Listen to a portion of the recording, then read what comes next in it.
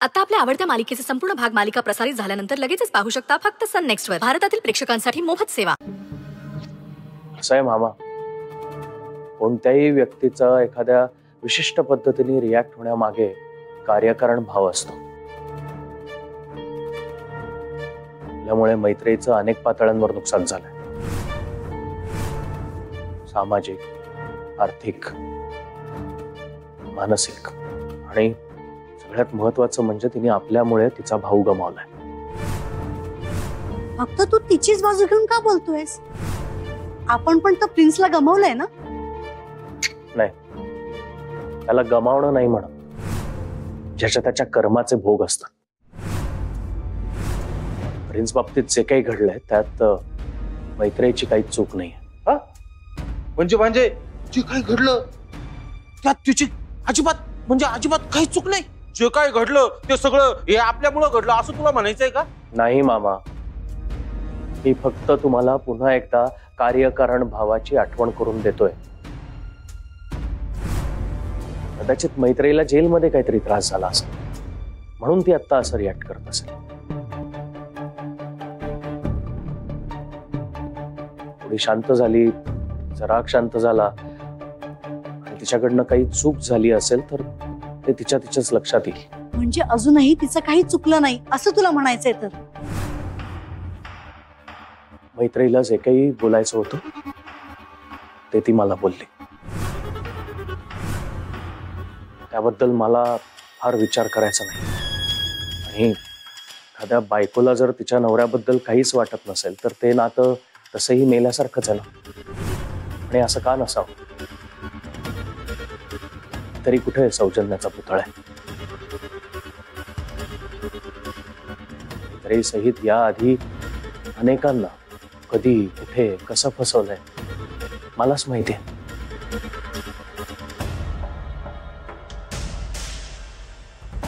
त्यामुळे मैत्री आता जे काही बोलली त्याबद्दल मला ना विचार करायचा आहे ना त्याबद्दल काही बोलायचं आहे.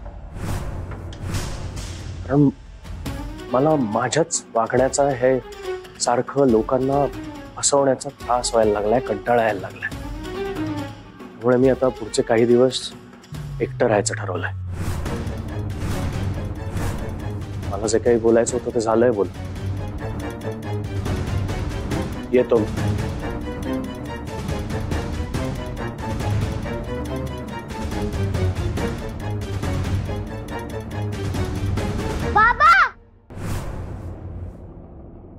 बाबा,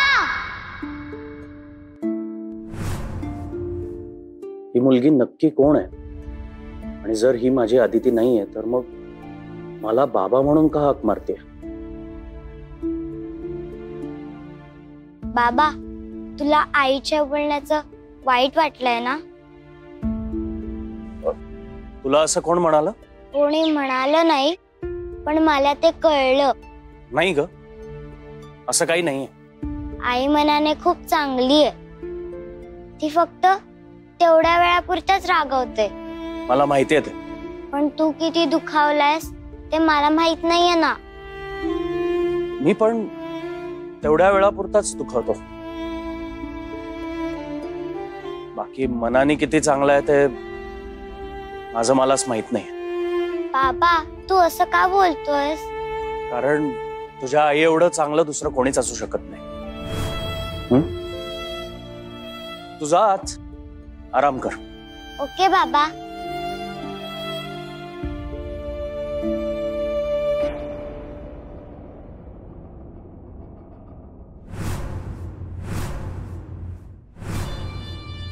स्वतःला जर नवरा समजत असतील तर स्वतःच्या पत्नीच्या बाबतीत असं कोणी वागतं का?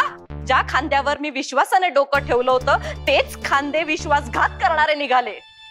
मामा, अरे काय चाललंय हे सगळं?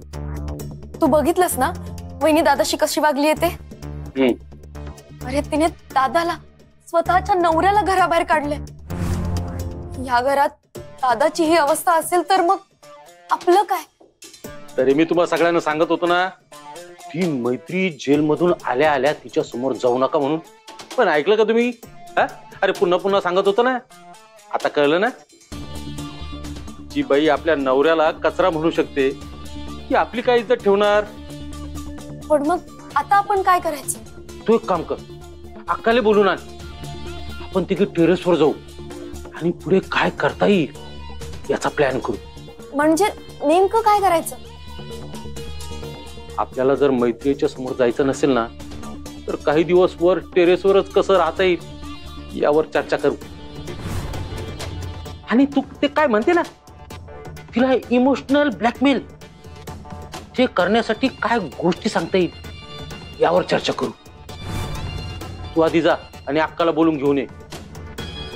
बाकीचं सगळं पुढचं पुढं बोलता येईल. हा?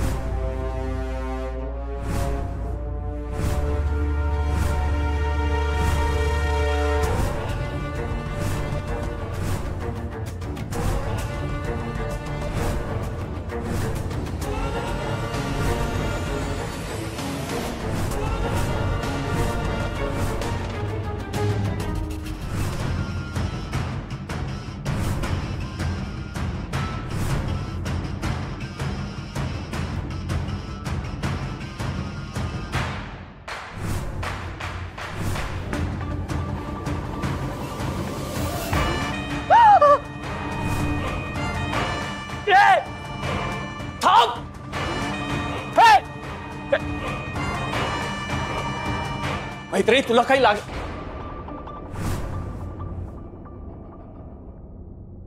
पैसे काय झालं? पैसे तो गुंड पळाला तिथे. गुंडा?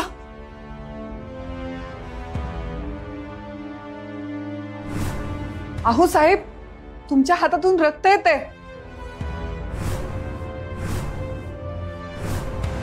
माहितीये मला तर.